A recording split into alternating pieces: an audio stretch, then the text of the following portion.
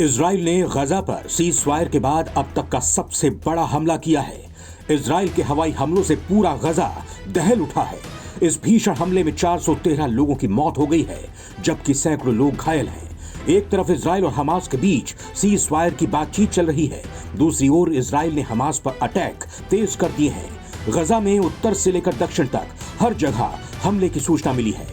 दक्षिणी गजा में दीर अल बलाह, खान यूनिस और रफा समेत कई स्थान हैं जहां बड़ी संख्या में लोगों के शव देखे गए हैं। गजा के एक अस्पताल के निदेशक डॉक्टर मोहम्मद जकाउत ने बताया, आज गजा पट्टी के कई क्षेत्रों में इजराइल ने नरसंहार किए हैं। इसमें 400 से ज्यादा लोग मारे गए हैं, सैकड़ों लोग गंभीर रूप से घायल हैं। इन सभी को तत्काल चिकित्सा सहायता की आवश्यकता है।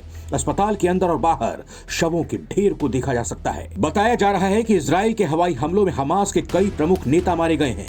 इसमें हमास की सरकार के प्रमुख महमूद अबू वाटफा का नाम भी शामिल है। वो आंतरिक मंत्रालय के महानिदेशक थे। इनके अलावा हमास के राजनीतिक ब्यूरो के सदस्य अबू उबैदा मोहम्मद अल जमासी और इस्साम दालीस का नाम भी मृतकों में शामिल है।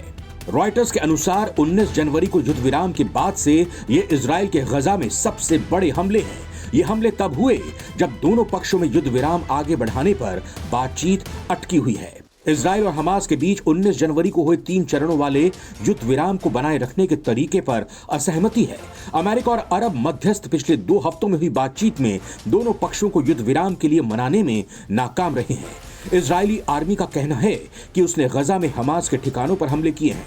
इजरायली सेना ने टेलीग्राम पर एक पोस्ट में कहा कि गजा पट्टी में हमास के ठिकानों पर बड़े पैमाने पर हमले कर रहे हैं। दूसरी ओर स्थानीय डॉक्टरों ने बताया कि आम लोग, बच्चे और महिलाएं इन हमलों का निशाना बने हैं। डॉक्टरों और प्रत्यक्षदर्शियों के अनुसार मध्य गजा के दीर अल बलाह में 3 घरों, गजा शहर में 1 इमारत और खान यूनिस और रफा में ठिकानों पर बम गिराए गए हैं। हमास और इजराइल के बीच इस साल 19 जनवरी को युद्ध विराम समझौता हुआ था। इस दौरान फैसला लिया गया था कि दोनों तरफ से लड़ाई बंद हो जाएगी।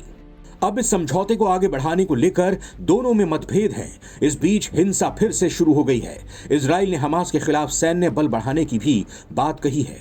इजराइल के प्रधानमंत्री कार्यालय ने कहा है कि सेना को गजा में हमास पर हमला करने का निर्देश दिया गया है। बयान में कहा गया है कि हमास की ओर से बंधकों को रिहा करने से बार बार इनकार करने और अमेरिकी राष्ट्रपति के दूत स्टीव विटकॉफ और मध्यस्थों के प्रस्तावों को अस्वीकार करने के कारण ऐसा किया गया है। इजराइल और हमास में अक्टूबर 2023 से लड़ाई चल रही है। 17 महीने से चल रहे युद्ध को रोकने के लिए जनवरी में संघर्ष विराम हुआ। इस समझौते में इजराइल ने 2000 फिलिस्तीनी कैदियों को छोड़ा और बदले में हमास ने दर्जनों इजरायली बंधकों को रिहा किया। इससे क्षेत्र में अमन की उम्मीद बंधी, लेकिन अब ये फिर टूट रही है।